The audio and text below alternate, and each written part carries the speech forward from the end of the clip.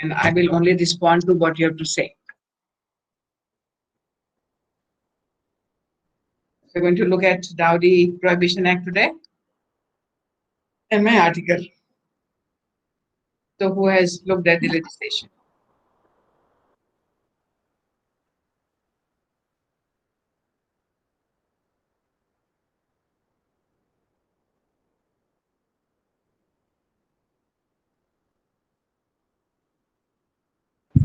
Ma'am, I've read the article and the case and the definition of dowry Okay. from So, what the is your take on the case? Satvir Singh.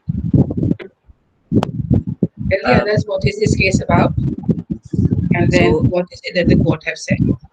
so this is a case uh, about a woman who attempted suicide. So she was married to one person, and within I think 4 years of within some months of marriage, there were demands for dowry from the in-laws, and the father of the wife, the father of the woman, she could not.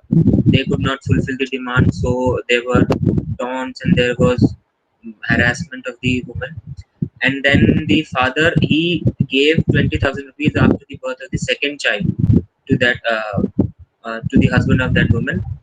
And thereafter there were more such incidents where they said that your ornaments, the clothes that you brought, they're comparable to rags and they're nothing, we want more, and all those things. That and then the particular incident occurred when on the night the salad, it contained uh, more salt, and the wife, she said that it was the fault of the mother-in-law, and the husband, the mother-in-law and the father-in-law, they joined in saying that the railway tracks are nearby, so why don't we jump on the railway tracks and kill yourself.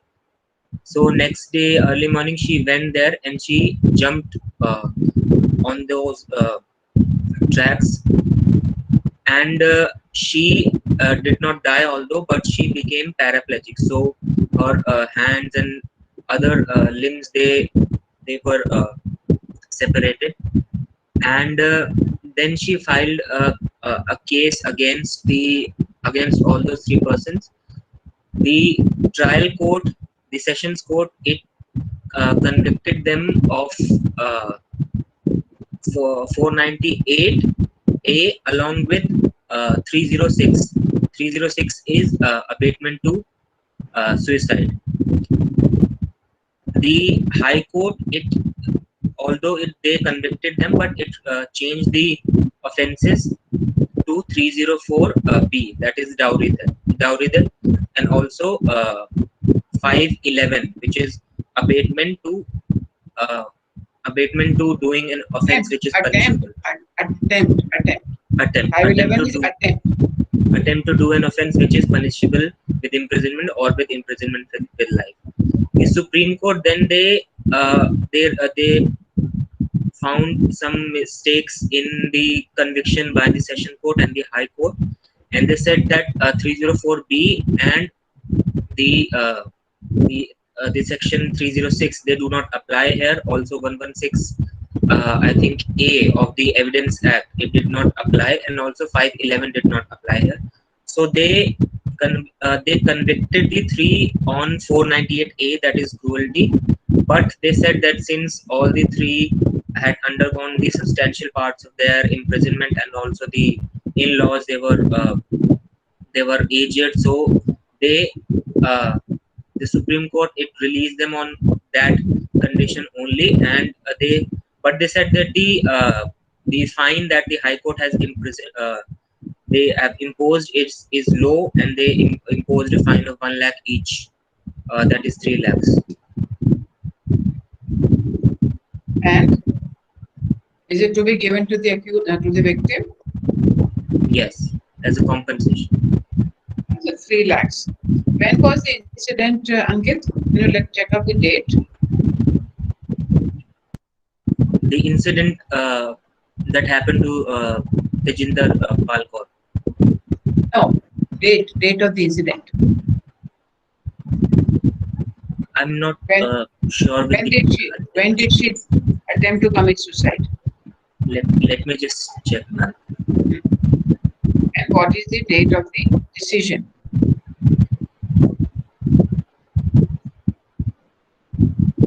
It's 16th. So it will be morning of 17th May 1996. 1996. When is Yes. the decision? 2001. So 96 to September 2001 2001. is 5 years, okay? Hmm. So after 5 years, she has got 3 lakhs of rupees for having become paraplegic due to cruelty against her.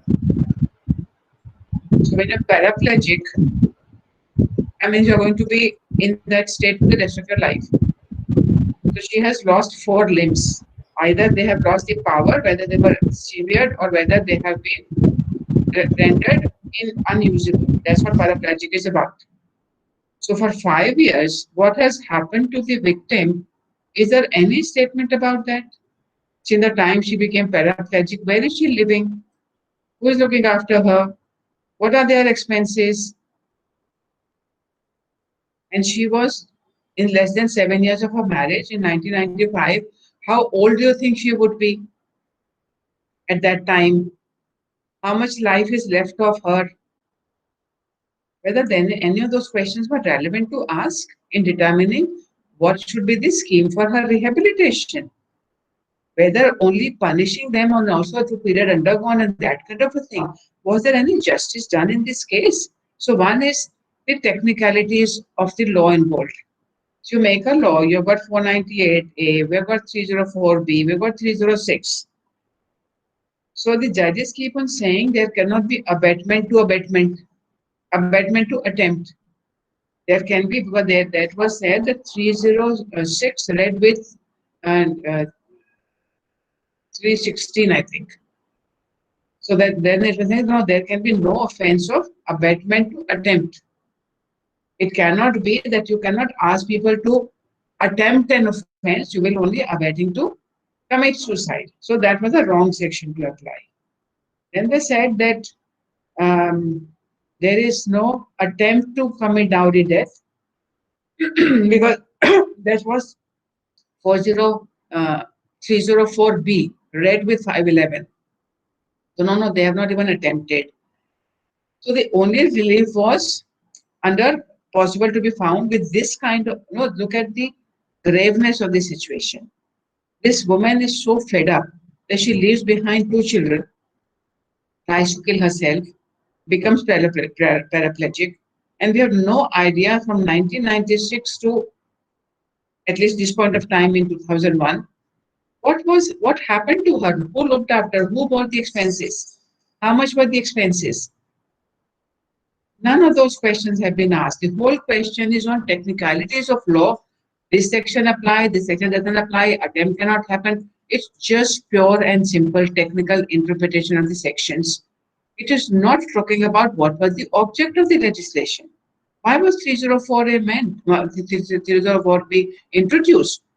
Then this whole question is also, because the definition said 304B attempt cannot be, because it is not proved that there was the harassment was happening due to dowry. That's where I got stuck. And they say that there were no demand. No, nobody, even the father of the girl, has not said that there was any demand for dowry.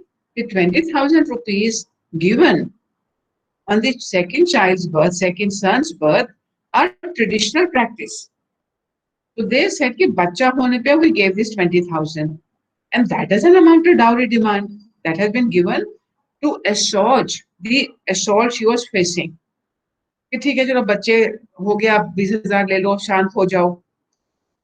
That is not seen as a demand for dowry. So that is where my discomfort with that legislation started. One, the whole manner in which they focus on technical interpretations of law without looking at the impact of their technical approach. So should that be the way to interpret sections when they have been meant to deal with a social evil which is causing death, which is resulting in death of the women? whether that was the right way to interpret sections or whether there was a possibility or there was a need to look at sections, to interpret the sections in a manner that they can actually achieve the purpose for which they have been made. So, what is the purpose of 498A and 304B? The purpose is to ensure that people do not harass them for money. And this is more problematic because the amendment to this section has taken place already. Why is it that the judges said in this case that payment of 20,000, because that happened before, whether because the party themselves are not saying it is dowry, therefore it's not, there was no, soon before her marriage, there was no demand for dowry. But that's where the catch was, that we would say this was an attempt, even the abetment to commit dowry death. And they were saying that you go and kill yourself. So that is abetting her to kill herself, and that is a dowry defense. But that can happen only one. So what were the requirements of 304B? She should kill herself or die herself, or should die in an unnatural circumstance within 7 years of marriage. Those two satisfied, that she tried to commit that as a consequence of abetment. But then, whether this abetment was because of dowry harassment. They said 20,000 was given, but not as a dowry. It was not a consequence of the dowry demand. Therefore, 304B is not attracted at all. So, what is the definition of dowry? Whether we will go by the people's perception of what is dowry, or whether we will go by reference to the legal language of what is dowry. So, is there a difference in the manner in which people understand what is dowry and the manner in which the word has been defined in the law, especially after the amendment of the section in what 84, 86, but certainly before this case came up. Please read the definition of dowry, what it was earlier and what has it been after the amendment.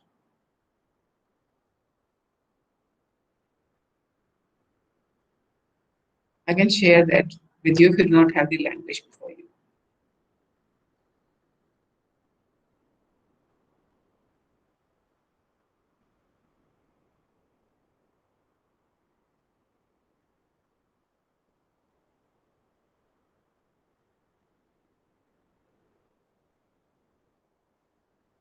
Definition of dowry amended in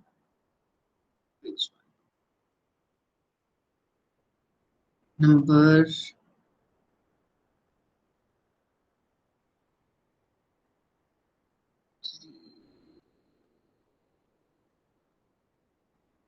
34.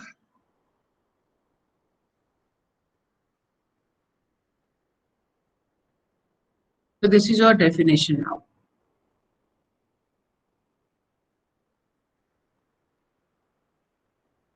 Definition of dowry. In this act, dowry means any property or valuable security given or agreed to be given either directly or indirectly by one party to a marriage to the other party to the marriage, or by the parents of either party to a marriage, or by any other person to either party to the marriage, or to any other person at or before or at any time after the marriage in connection with the marriage of the said parties, but does not include dower or meher in the case of persons to whom the personal Muslim personal law Sharia applies. So now let's look at what is this section talking about dowry in relation to women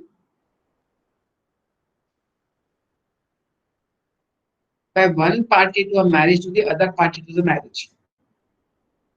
So the groom party can also give, no? That will also be dowry. By the parents of either party to a marriage or by any other person to either party to the marriage or to any other person. What does this mean? They Is the applied practice that of law of is the practice of dowry gender neutral? no. That's how the section says, no? Either party. giving it to The either approach party. is So they are presenting something which is exclusively gendered in a gender neutral manner as a starting point. It's kind of, this struck to me only just now when I was reading it. That look, no, either party giving it to either party to the marriage. What nonsense. Is it a gender neutral offense for you to create it in a gender neutral terminology? What is the legislation trying to say? Is the practice of dowry gender neutral? But they've couched it in that word. So, the starting point. That's something I just discovered.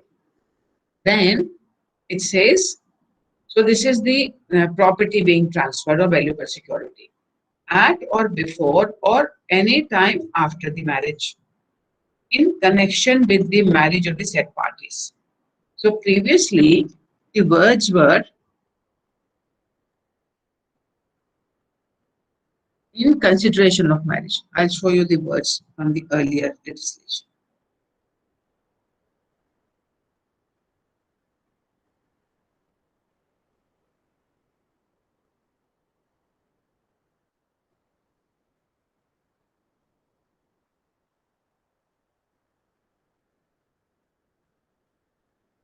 So there were two changes made in this his definition. The word earlier was before, at the time, or after the marriage.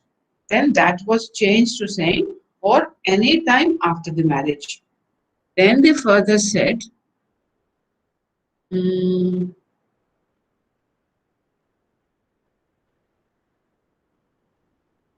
this is the 86th amendment, but I think in the 84 amendment, they had substituted the word in consideration of marriage to in connection with marriage. So now tell me whether in this case, the 20,000 rupees which were given by the father falls within this definition or not. Definition as it exists today. Dowry prohibition.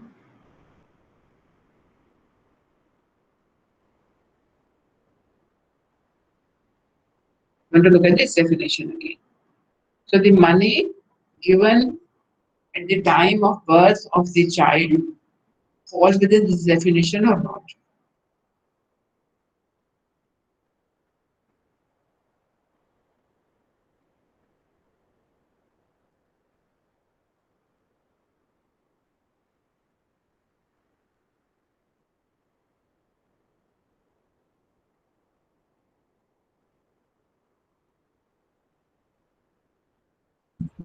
It does. What is the difference which has been made by substituting the word in consideration of marriage with the words in connection with marriage? And also the importance of the words which says after the marriage to any time after the marriage.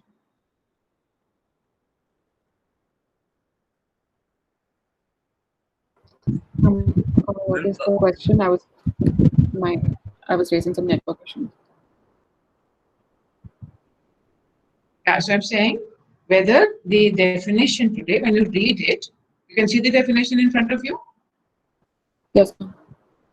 Yeah, so read the definition and tell me whether this payment of 20,000 rupees after so many years of marriage on the birth of the second child falls within this definition or it does not fall within the definition.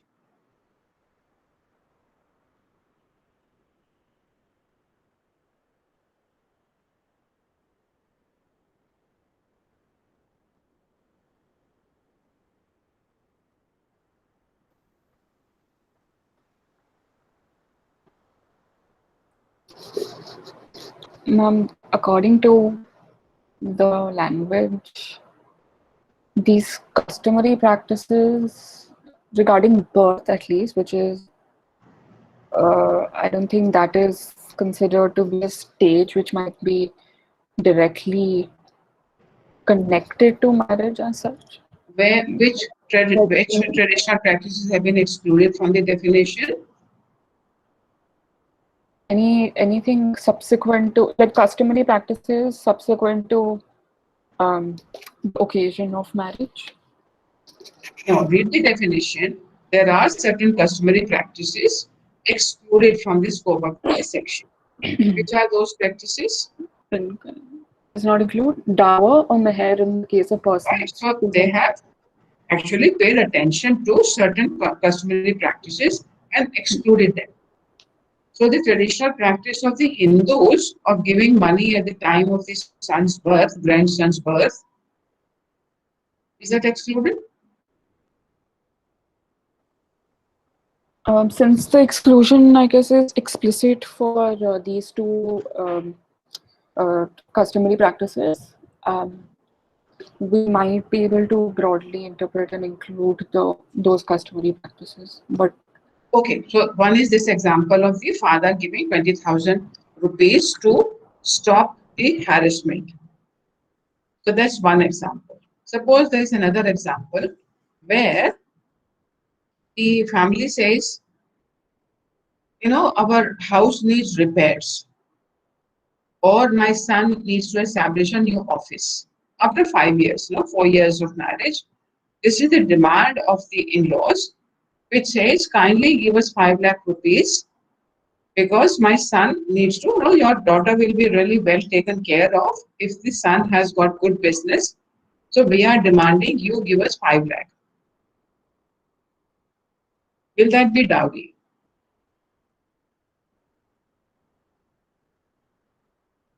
Look at the definition again and tell me, will that be dowry?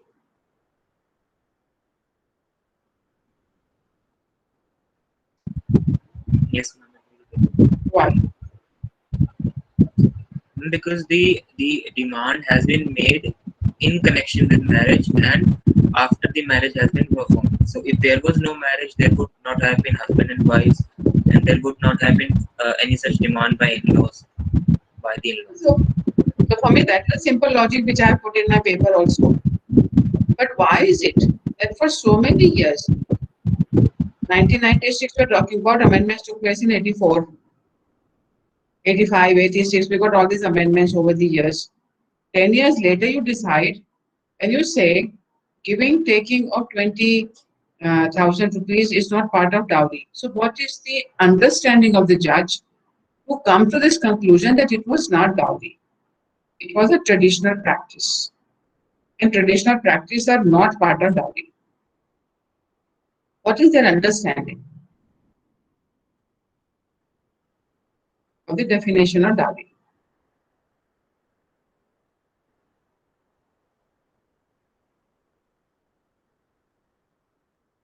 Suppose the family was to do a bargain.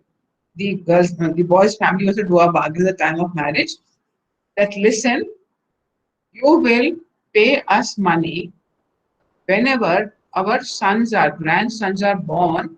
You will give us money, 20,000 for every son born. Whenever that happens, you will also give whatever the traditional gifts are at the time of Diwali, at birthday, at New Year. You will give us 10,000 rupees on each one of them for the rest of your life. And if you do not agree, and of course at the time of marriage also you will give this. So they give everything which is paid, which is kind of demanded by them at the time of marriage. And they say that no, this is our precondition for marriage. So after the marriage, the parents say, "ठीक है, अब तो शादी हो गई. Now we will not pay." So the harassment happens. Will it be? So after 5 years, the child is born, son is born, and the family doesn't pay money, and therefore they are harassing her.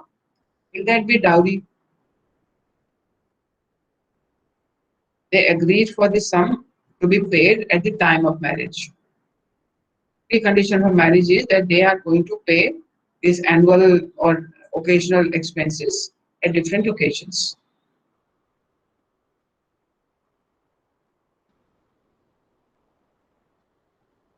What did the words money taken, demanded, given in consideration of marriage imply?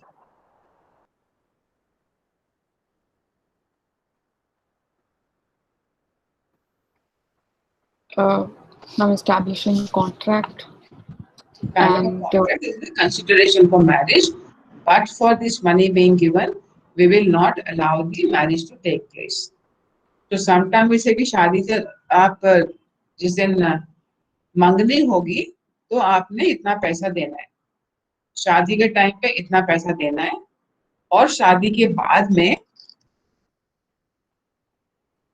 आपने इतना पैसा देना है अगले 2 महीने में. So that was the scenario which was expected of, which was thought about, that this is what dowry is.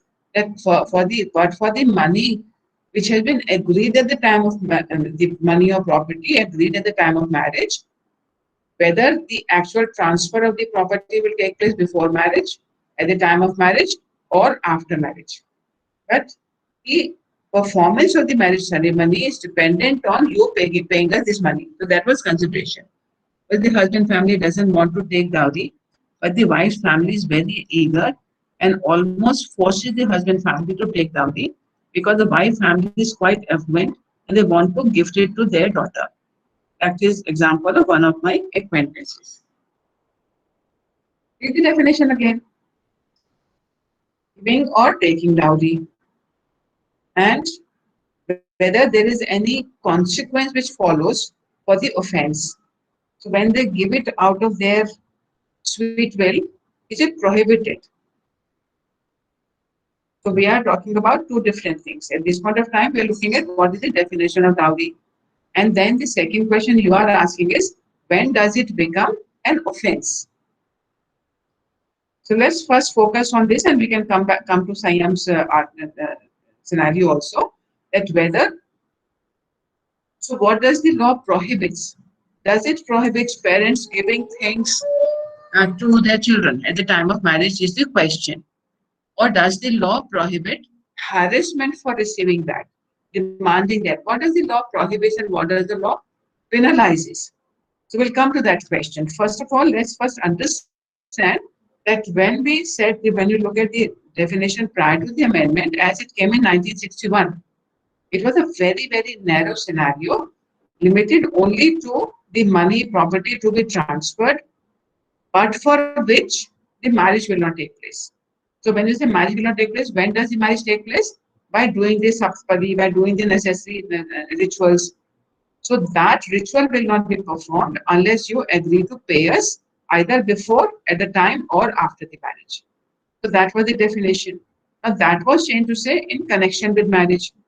So whether in connection with marriage is limited to only the ceremony, performance of marriage ceremony, or does it refer to existence of the institution of marriage?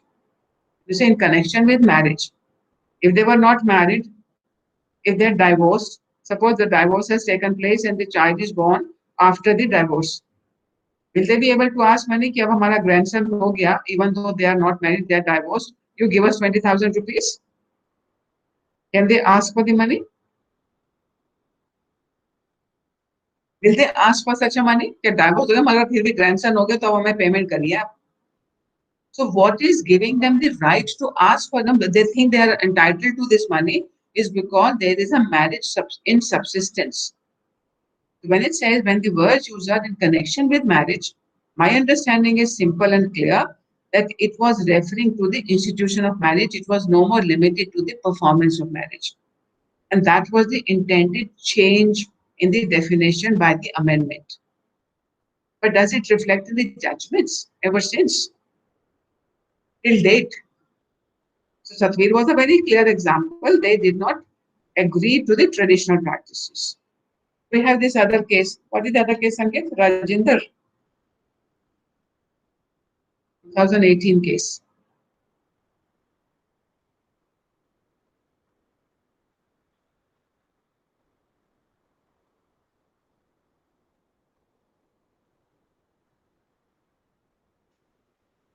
Rajinder, is it क्या नाम है case का? Yes, ma'am, Rajinder Singh. So 2018. What's changed 2018? So 1996, we said no, none of these practices. So, and we got many cases after that where they kept on saying the judges, despite the fact that all these traditional gifts, when you're asking for वो मेरे लड़के के लिए आप office बनवा दो, हमारे घर की रिपेयर करा दो. Why are they able to ask this money? Because there is a marriage still in existence. So therefore, therefore, all these demands fall within the definition of dowry.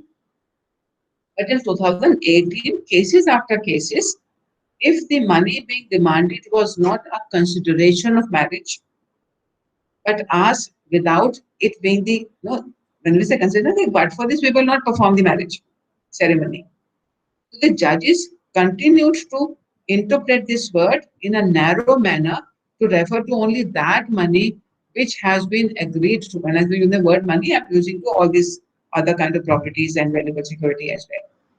So that money will change place, but for it, if you do not agree to pay it, we will not perform the marriage. This can be money can be given at any time after also. So it may be ठीक है आपके पास आज की तारीख में पैसे नहीं है, आप हमें 5 साल बाद दे देना 5 लाख रुपया. But you agree to pay that, then only we will perform the marriage. So that is the very narrow definition and understanding of dowry. But that is how traditionally the word dowry was used and understood by people. But law made a huge change by amending that definition, saying in connection with marriage, but because the judges are stuck with the social conception, they have not given effect to this word. So in Rajendra Kumar, they moved a little bit. So from 1984 to 2018, it took them so many years to make one step forward, whereby they say that no, all these demands for house, for business, for repairs of the house made after the marriage, etc., are not are dowry, and they have to be prohibited. In Rajendra क्या है, राजेंद्र सिंह है क्या है, राजेंद्र कुमार है? Rajendra Singh, state of Punjab. So in Rajendra Singh case, have they talked about the traditional practices of giving money at the time of childbirth, giving money or Diwali? That has still not been addressed. So we do not know that even today in 2021, we will still have a different response to a Satvir Singh situation if it was to happen today. But they were saying 20,000 rupees, they are not saying dowry. They themselves are saying dowry, then how can it be demand for dowry? Whether your judgment will be any different today on the Satvir Singh facts.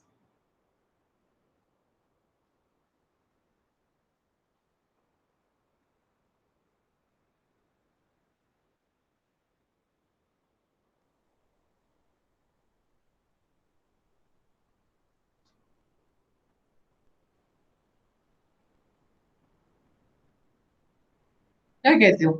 Will it be different? Should it be different? No, ma'am.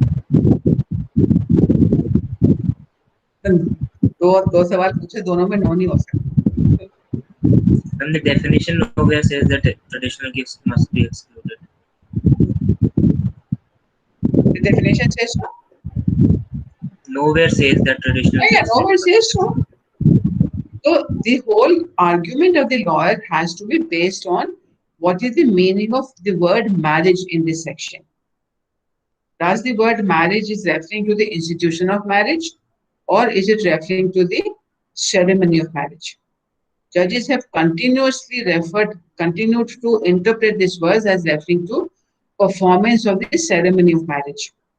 But there's nothing in this section which says it has been used only in this sense. So when we say, does the marriage subsist? We are referring to marriage now. We are not saying whether your ceremony was taken place or not. The question is that have you been divorced as yet or not? So the marriage subsists, marriage continues. Therefore, any demand which the in-laws are making or the husband is making is because you are still married to this woman.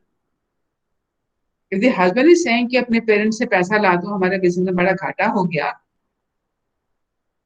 can he force her? Can he harass her? 498A situations, 304B, where she actually attempts to commit suicide, and say no, these were not. There was no demand of dowry soon before her marriage. So far, these husbands have succeeded in that argument. 2018, the judge says no more.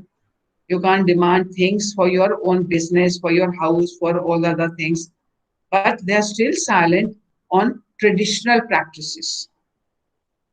In my understanding, the traditional practices all have been banned. You cannot, no, parents can give themselves if they want to.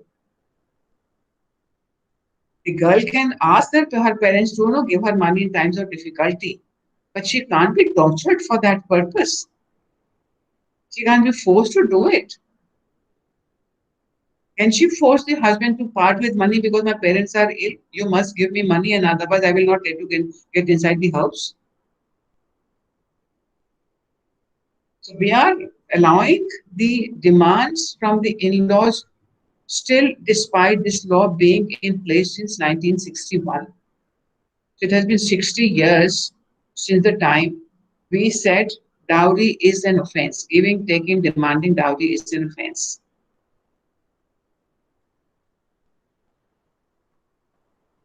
So let's come back to the situation which Sanyam has asked. Already said yes. He has already thanked Saloni for the answer. So what is it that when the parents want to give, what are they supposed to do? So suppose Sanyam situation when the in-laws are not asking, but बोलते कि नहीं हमारे पास पैसा है हम लड़की को देना चाहते हैं. Does the law stop them from giving that money to their own daughter, or to their son-in-law for that matter, or to the family members of the daughter, the in-laws of the daughter? Does the law prohibit them from doing so? What are the offenses under this legislation?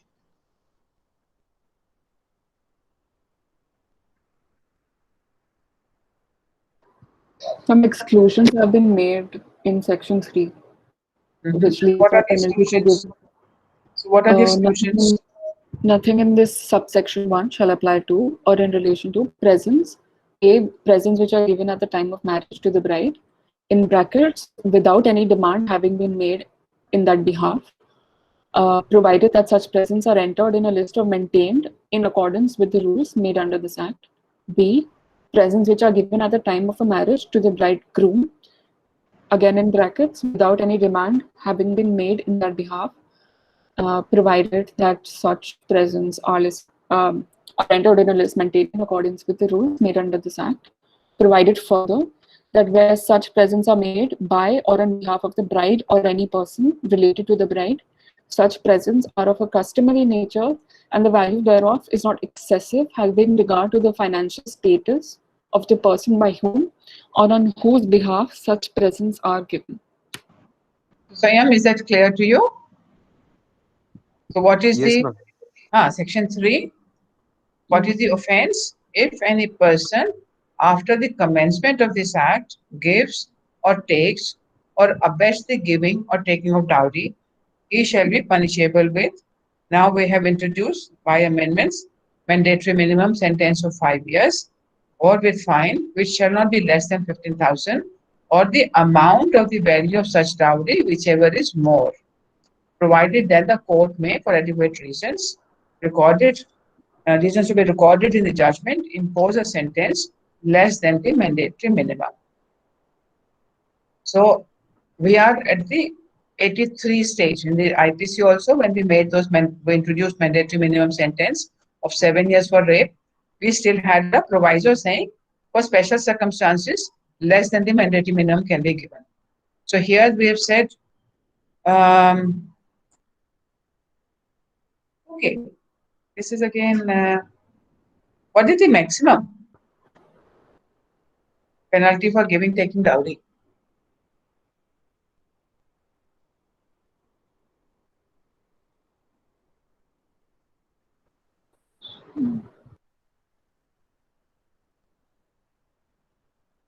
Ma'am, is that exception only for penalty, or is it for, or are these exceptions also for the offense of dowry also? Nothing in subsection 1 shall apply. What does that mean? Ma'am, for penalty only. Penalty? No. Penalty will not apply if there be an offense only, then it will happen. Na? So there's nothing else which is given in the subsection 1. Then the penalty. उसमें दिया क्या है जो apply होगा? No, but tell me, in 3(1), what is the maximum?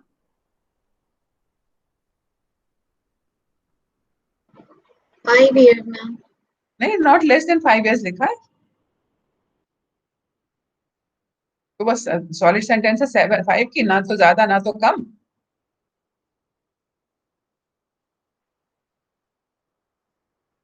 No maximum limit. अभी notice किया मैंने ये. And I notice it more because we have been pointing this out in case of Juvenile Justice Act. There are also certain offences in that in which mandatory minimum 3 years is given, no maximum given. Now we're finding that this has been a statute book and till date nobody has pointed this out. So see how much importance we give, even though people like me who have been teaching this course for many years.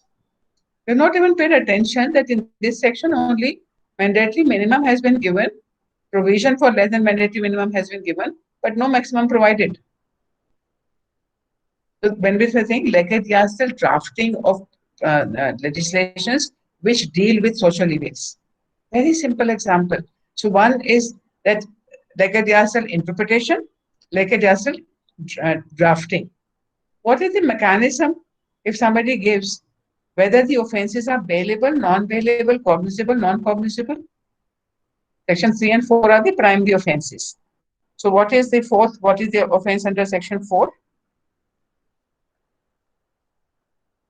So 3 we found. Demanding dowry. Now 4. For demanding.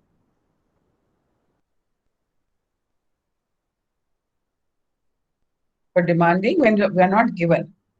Any person demands directly or indirectly from the parents or relatives or guardian of the bride or bridegroom. Can you believe this? Who demands money from the bridegroom?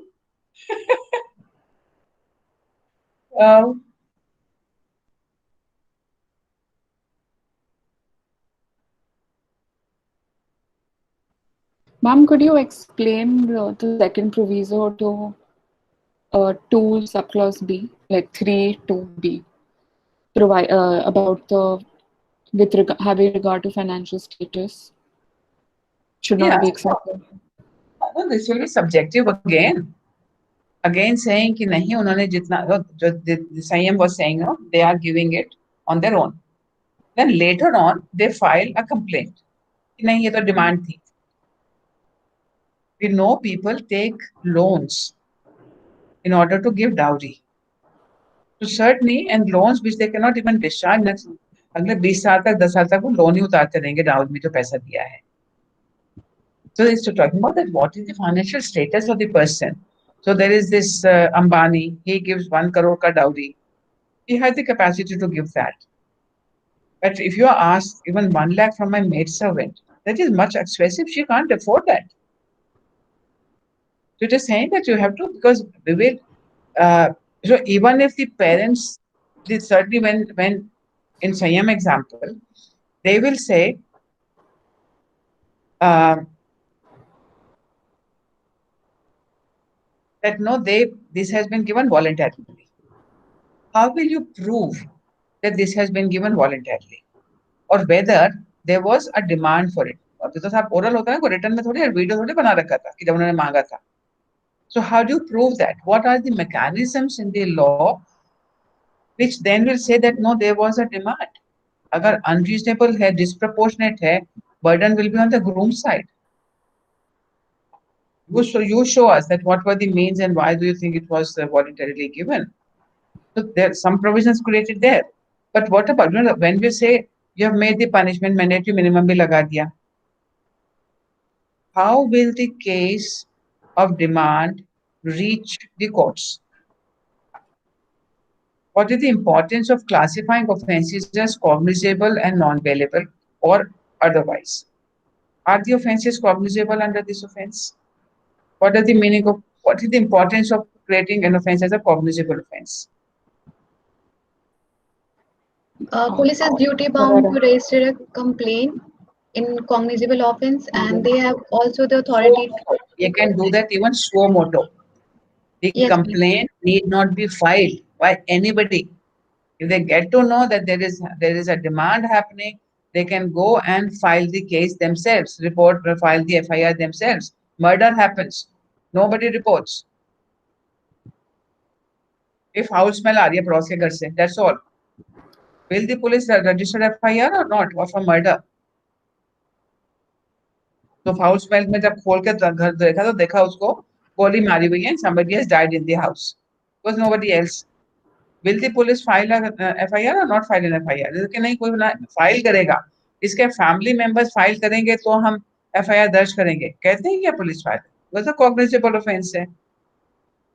They can see from the fact that there is a murder. So whether somebody filed or not, cognizable means they will register, initiate their proceedings suo moto. They can do that. Somebody can file an FIR, somebody may not file an FIR. In all cognizable offenses, the police can initiate action on its own. They can arrest the person suspected of the offense. What is the nature of the offenses under this legislation? Are they cognizable?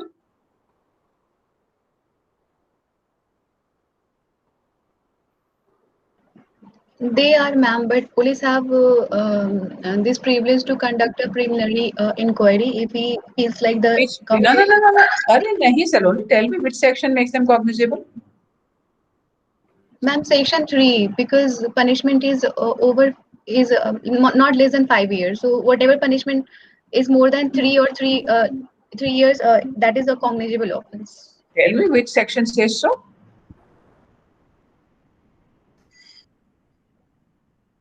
By reference to which section you say cognizable offenses are those punishable with more than 3 years? CRPC section 2 I case, I'm not able to recall right. नहीं, आप देखिए section है ही नहीं ऐसा. There is no such section. The only manner in which we can find out cognizable, non-cognizable is only by looking at the schedule. They give you a list. What is a cognizable offense? What is not a cognizable offense? Right, ma'am, but in general हम लोग ऐसा general में क्या करते हैं? Illegal information रखोगे और कहोगे ये लॉ है तो नहीं चलेगा ना. You're a lawyer. right, ma'am, sorry. The only the section you're referring to is referring to whether it is a session trial or it is a what is the other trial? Summary, session और तीसरा क्या होता है?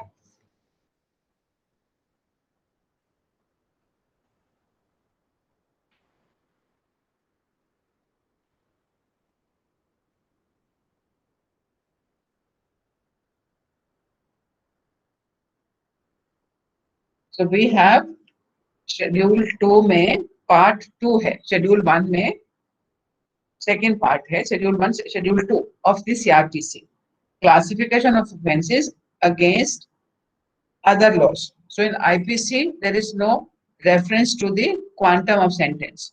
This is the only list. Summons या तो summons होगा कि sessions होगा, that has been provided for. जब 2 years or 3 years की बात कर रहे हो, it is referring to what will be the procedure to be followed in such cases.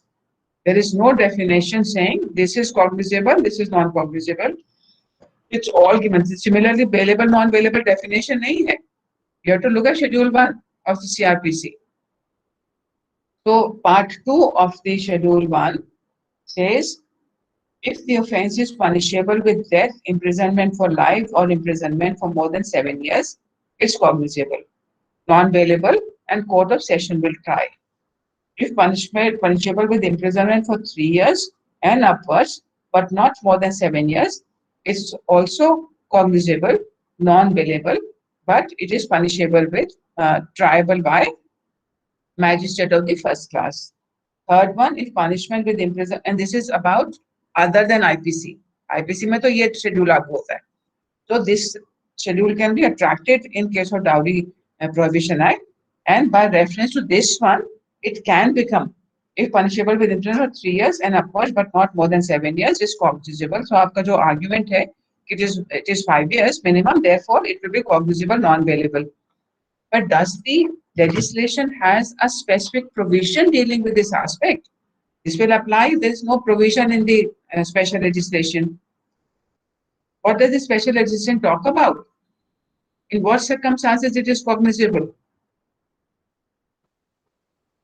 It says no court shall take cognizance of an offence under this act except upon one, its own knowledge or a police report of the facts which constitute such offence, or two, a complaint by the person aggrieved by the offence or a parent or other relative of such person, or by any recognized welfare institution or organization.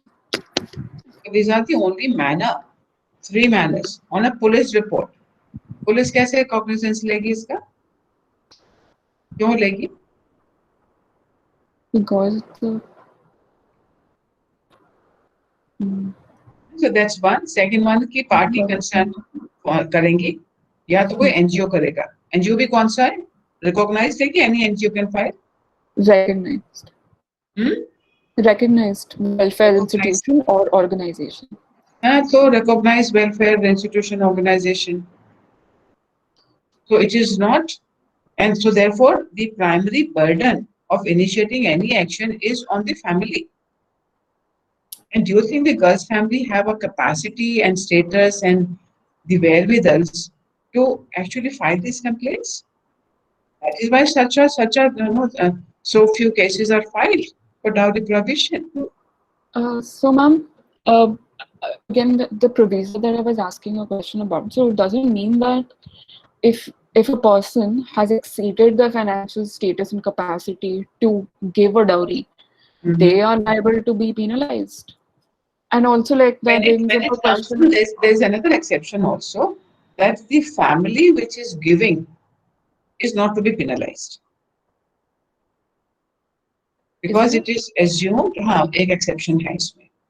So where they're saying that the family which has been given, the presumption is that they have been pressurized to give, and the other party can prove that they have not pressurized. But the presumption has changed in that scenario. So they are not to be penalized. So coming back to this whole question that when they, suppose they gave voluntarily, they gave 1 crore. But the family is more greedy, saying, हमें तो 1 crore और चाहिए. But the whole thing will come, the whole legislation will attract it only somebody when the victim party actually complains. NGO भी अपने आप थोड़ी आकर के उनके घर में घुस जाएगा. So the whole burden, the mechanism of initiating an action, so आपने punishment तो लगा दी mandatory minimum.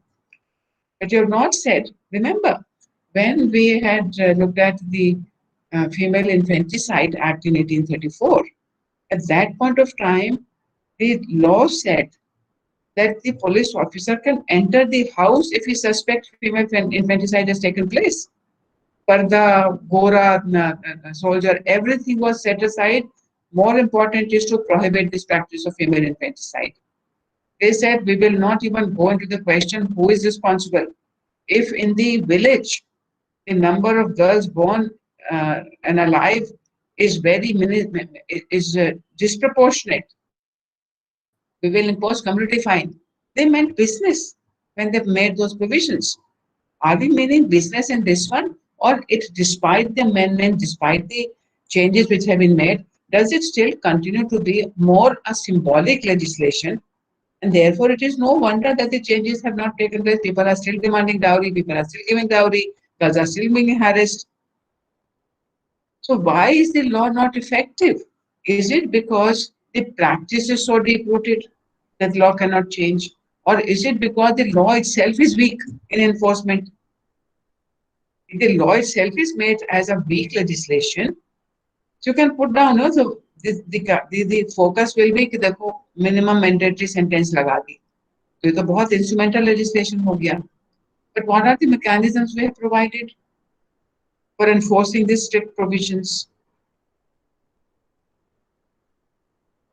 Police report बनेगी कैसे? First one says police report. Second one says party victims family. And then we say NGO, recognize NGO. So somewhere in the initiation, and then it is only after amendment. Previously, the offense was bailable, non-bailable. offenses under this legislation?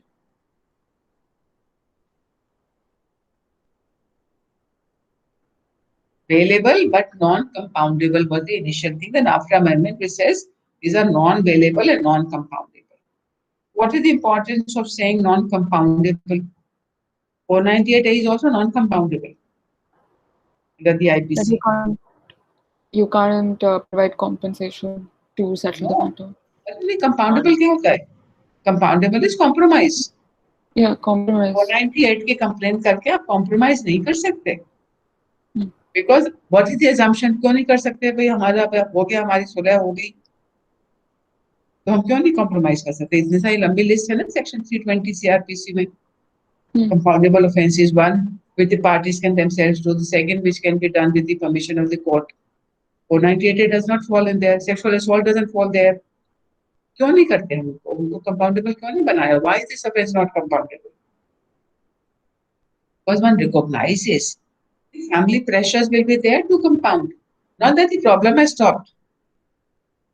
So law is starting on that assumption. Where they're saying that no, you cannot compound. So if 498 का complaint किया, then what is the procedure to be followed? She has to file a case for quashing of the complaint before the High Court. तो compoundable नहीं है, वहाँ quashing of the FIR होगा. So that is the procedure to follow. So that is certain procedure based on the assumption that women would be pressurized to withdraw their complaints. And therefore, we will come to your rescue. We will let the High Court intervene and then decide, is it that no, you are completely free, you are doing it out of free will, they will ascertain all that, and then they will quash the FIR. So more safeguard has been provided for quashing. So the same has been done here also. You filed a dowry harassment dowry and demand complaint, section 3 or 4, it is not compoundable.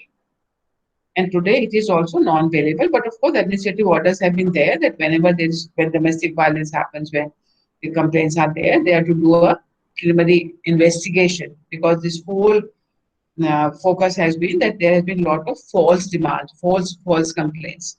So now arrest does not happen automatically, because if it is cognizable on the complaint of the woman or her family, and that woman or the family does file, then it becomes cognizable. And therefore, immediately the police can go and arrest, and that's what was happening. So that has been changed by the administrative order, though not by judicial or legislative amendments. So how many places, so what they said, that giving of all this money voluntarily is not. Viso says, if a list is maintained. So coming back to Sayam's question. So they insist on giving a lot of things, but did they make a list?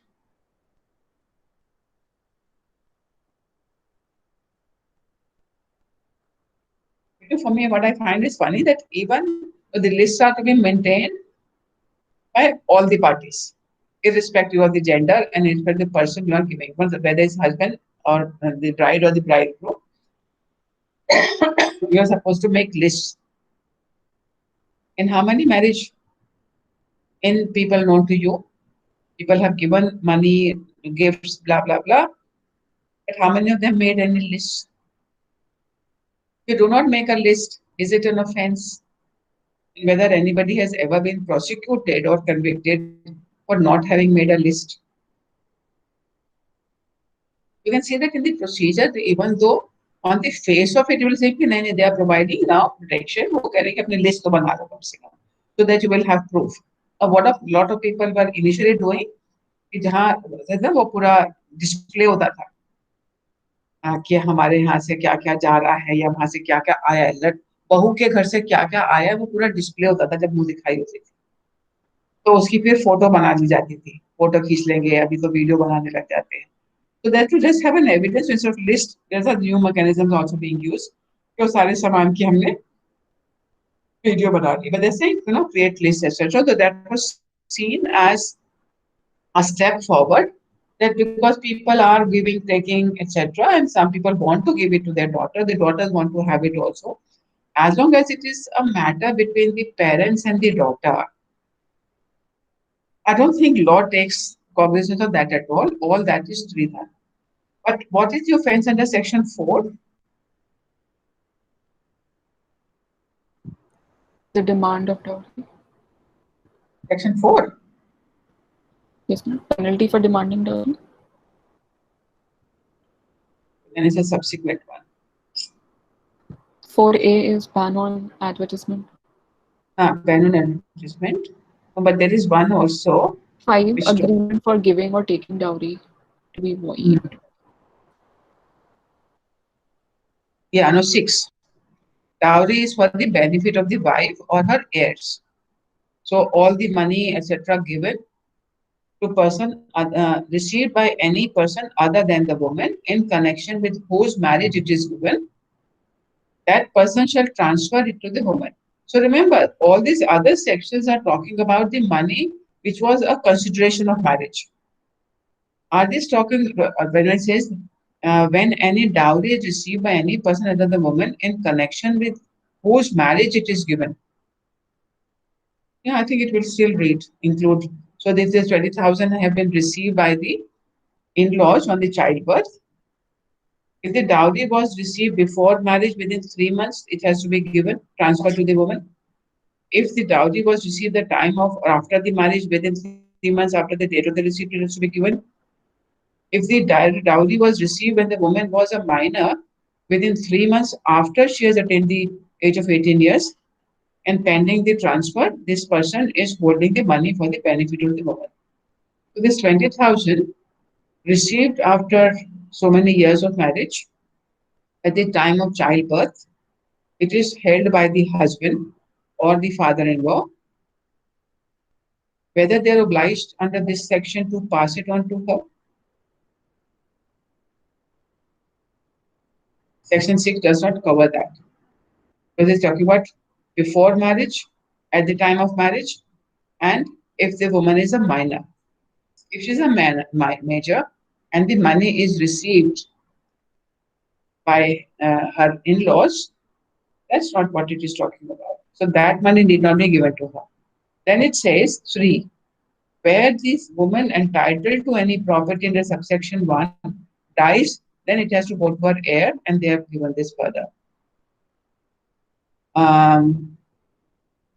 Who says punishment if he doesn't do that within 3 months, then he is liable for imprisonment not less than 6 months, which may extend to 2 years, or with fine, which shall not be less than 5,000, but it can go up to 10,000 or both. So there's no reference to what happens. Suppose 1 lakh rupiya diya tha, so he can give a fine of 10,000. Imprisonment के साथ में है, or it says or with fine. So you can give 10,000 rupees, which may extend to 10,000 से ऊपर से तो fine ही नहीं है.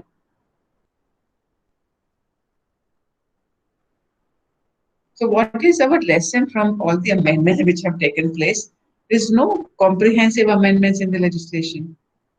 Which sections have changed their tenor by making the definition of the dowry change.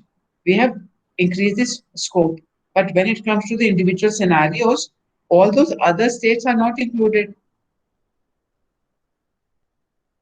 So do we really mean business by this legislation?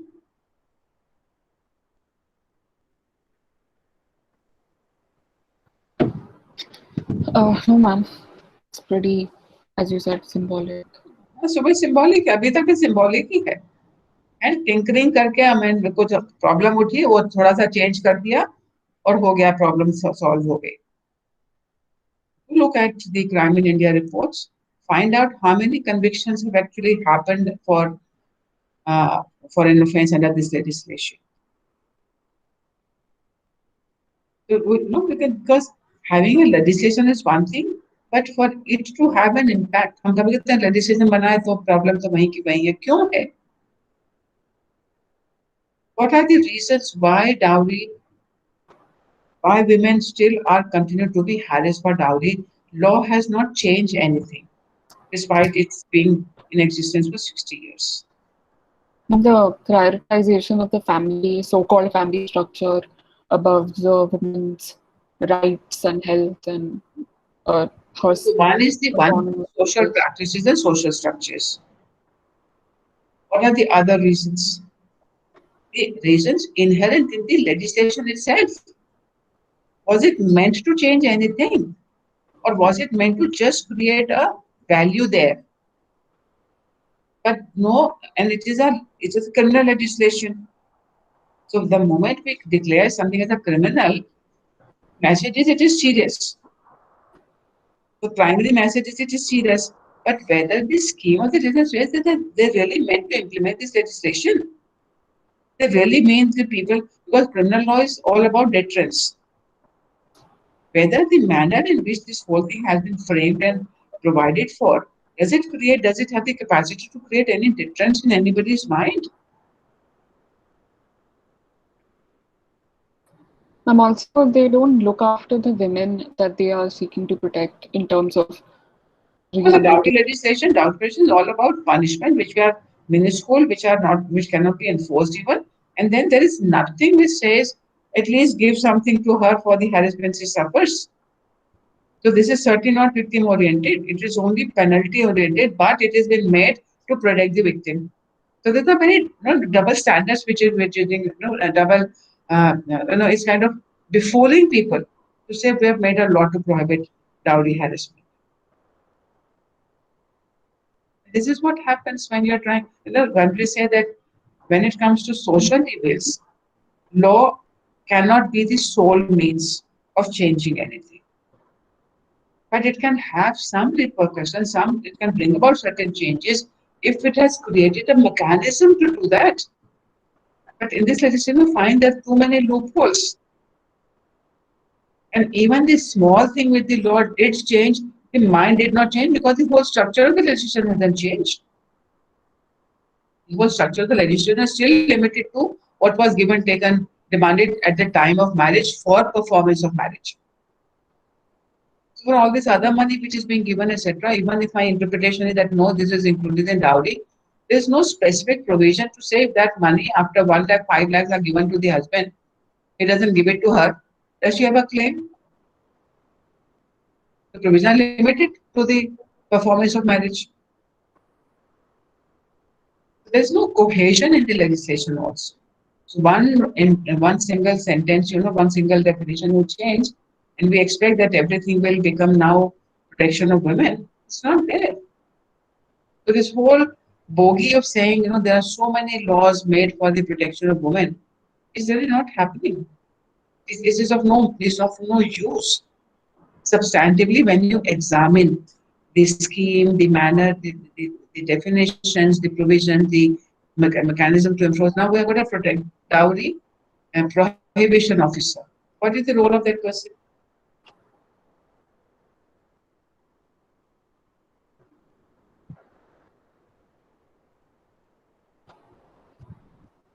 Which section, Sayam, you are asking, is it regulating an illegal practice?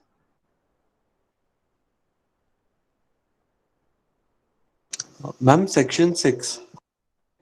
6 उसके पहले कौन सा पूछ रहे हो? Is it mentioned in the schedule? What was the question? I didn't follow that up. In Sikkim, dowry is given to the bride side by the groom side. In Meghalaya, also it is the same. This is I don't know how to pronounce your name. Sharing. So sharing. When we say dowry, is it dowry or is it bride price?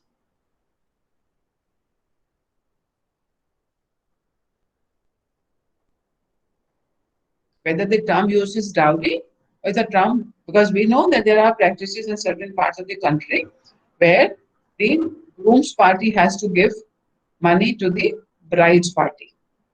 But that, in my terminology, is known as bride price. Whether the Dowry Prohibition Act applies to that practice? So in the gender neutral terminology, it will apply. But, and therefore, whether in the communities where bride price is given, and we say now the dowry prohibition legislation does apply to that.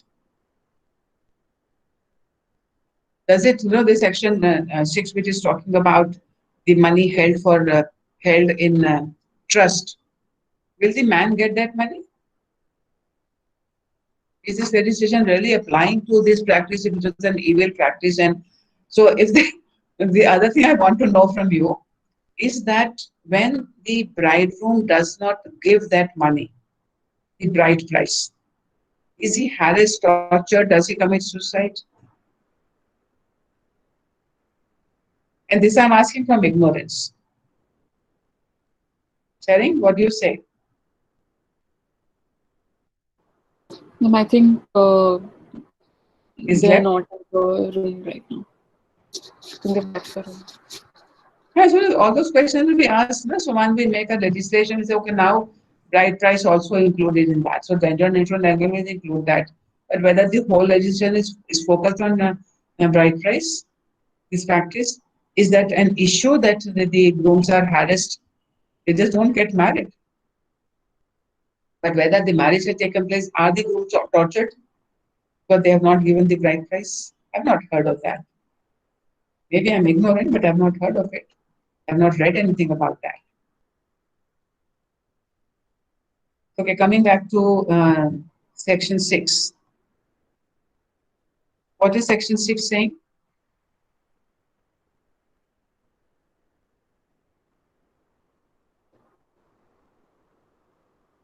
No, it's not regularizing because we are talking about, okay, so that's an important question because the word used are where any dowry is received by any person other than the woman in connection. So dowry is, again, Nisayam, we'll have to make a distinction between what is being regulated and what is not being regulated. So if the money has been given voluntarily, the parents have given her a gold necklace. Gold necklace has been now kept with by the mother-in-law. The gold necklace was given voluntarily. It was not on the demand of the mother-in-law or the father-in-law or of the husband. So this was her Sridhan. Even though it is, she says, मैं safe में रख दूंगी, she is holding it in trust for her. And that receiving of that gold necklace was not the offense. So they're not regulating illegal practice. They're only saying that gifts given, which are seen as dowry because they were given in connection with marriage, but that is the gifts which were not offenses. So I will make that distinction in the two. It is not doing an illegal practice because then we are talking about the gifts which have been given voluntarily are not disproportionate to the capacity of the person, and they have been given. Suppose the gold chain has been given to the husband out of love and affection by the parents-in-law, by the girl's parents. Is that the word dowry included within the word dowry, and whether the husband is holding that gold chain in trust for her? It has been given to him. What do you think? Is he obliged to give it back to her?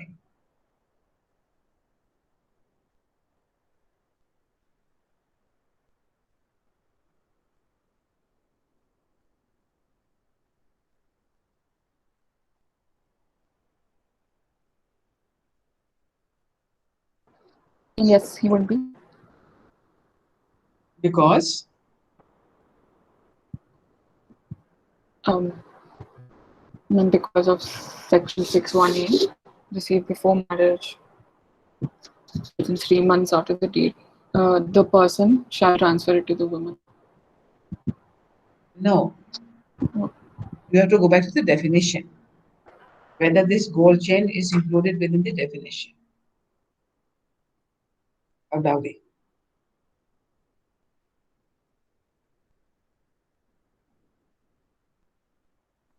Now the gold chain has been given to the bridegroom for like to be as a in the form of a trust for the woman.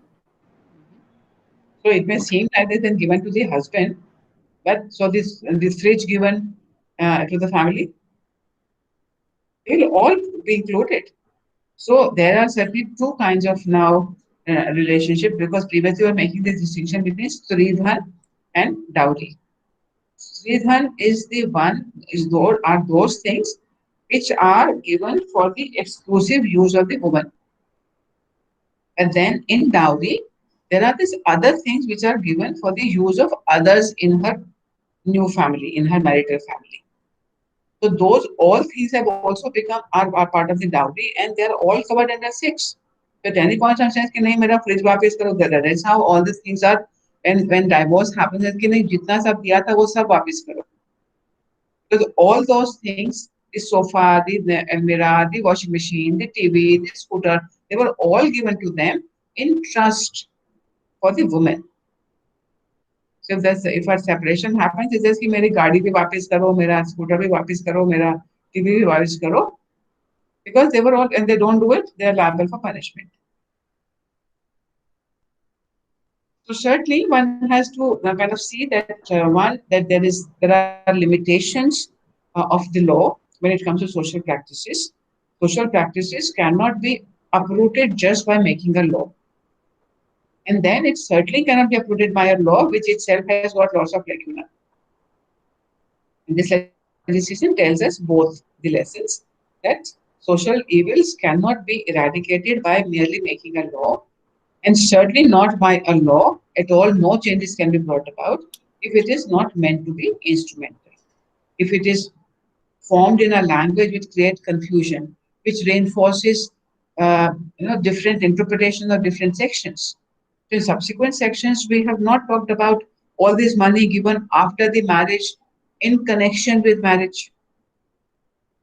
So that lacuna is again there. So so many lacunas, so many gaps have been left in the legislation that to have any deterrent effect is not there, is not possible in the manner in which the legislation has been framed itself.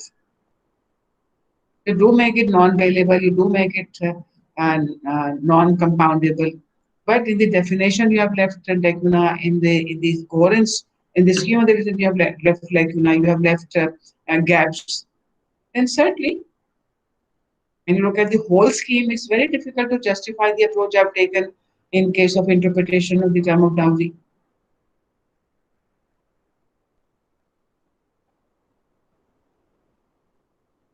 Sam, what was your question in relation to the schedule?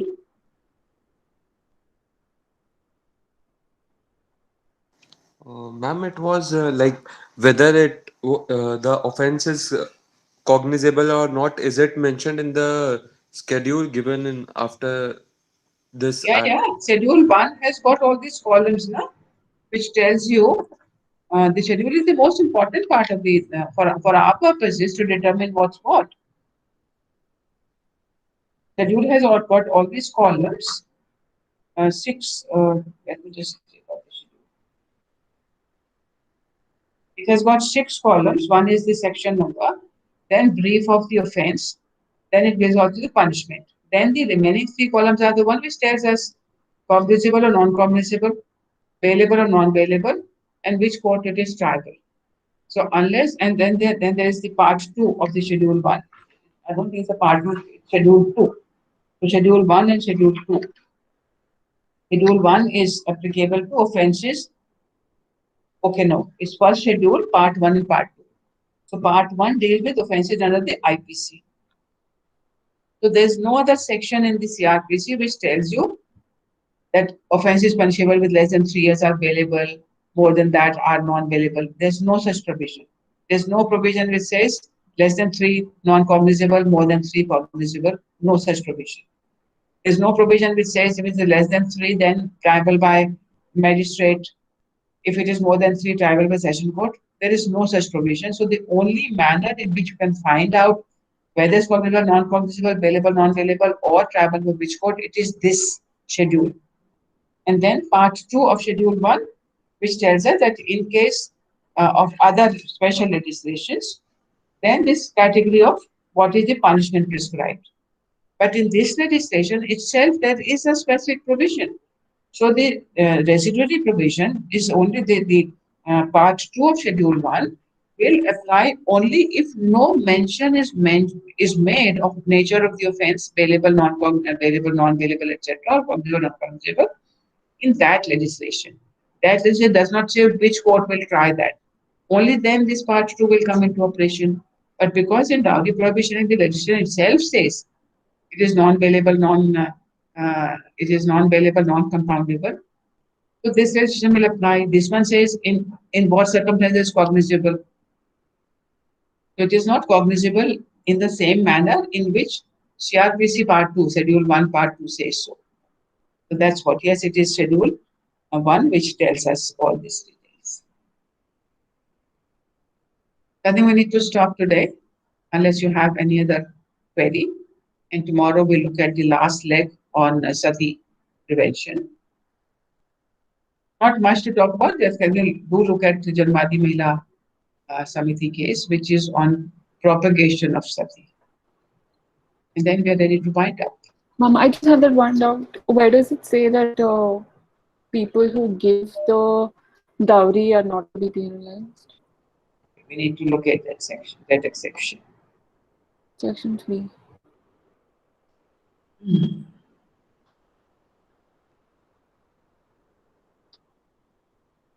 And you said there was an exception created.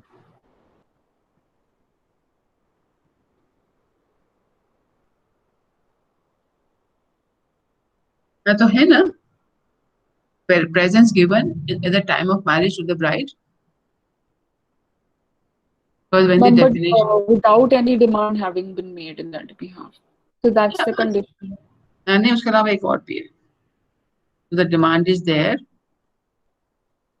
So does it say when there is, where I'm getting confused. So if there is a demand and they give it, they are to be penalized. कहीं ना कहीं है जिनमें उनको exception बनाया है.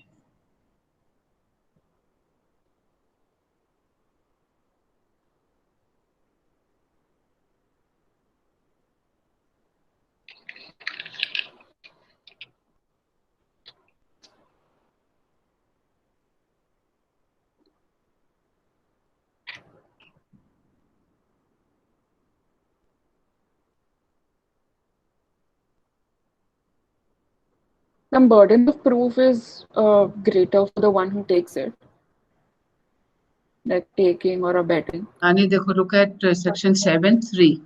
Notwithstanding anything contained in any law for the time being in force, a statement made by a person aggrieved by the offence shall not subject such person to a prosecution under this act. वो कहता है demand Why थी does मैंने it दिया. mention giving at all in section 3, penalty for giving or taking? Are they No, drawing a because- distinction between the No, person because who initial thought was that you have to discourage the giver also to give. Because when people give, the initial ostentatious marriages were also penalized. Because saying that when you set the trend, it becomes a much more desirable thing. People think this is how marriages take place. So initial thinking was that the person who is giving also. But then you don't know that giving is happening under pressure. To Yes. penalize the victim itself then becomes it is kind of double whammy. At first those people are demanding, then they are torturing your daughter, then you get penalized because you gave. So then this provision has been there that when we look at 3 So when it says that section 7, this is also by amendment. This is how they were protected previously. It was all, they were all included.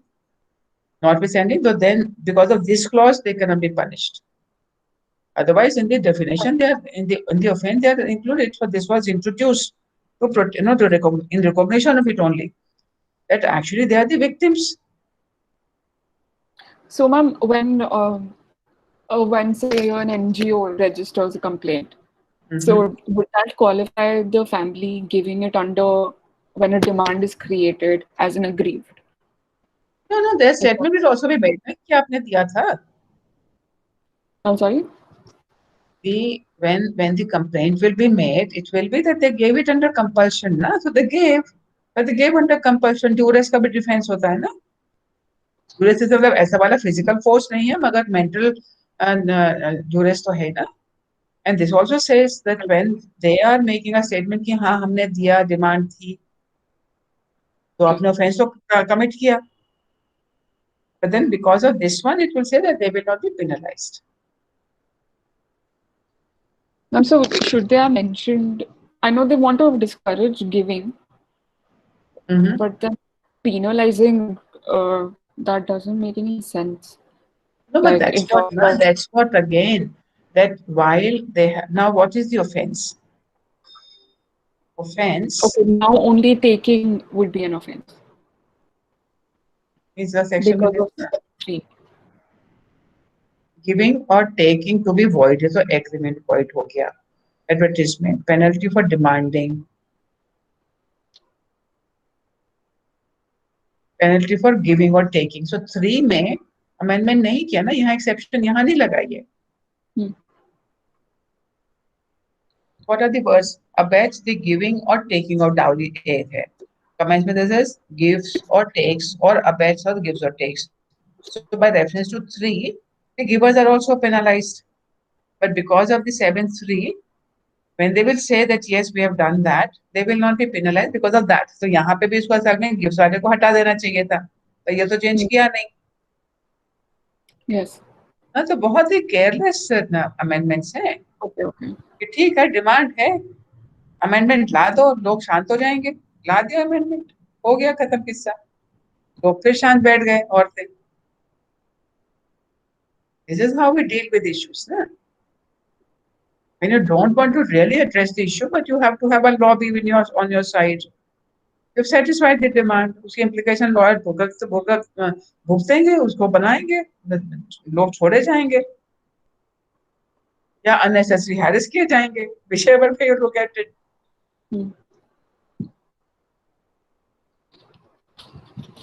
All right, now.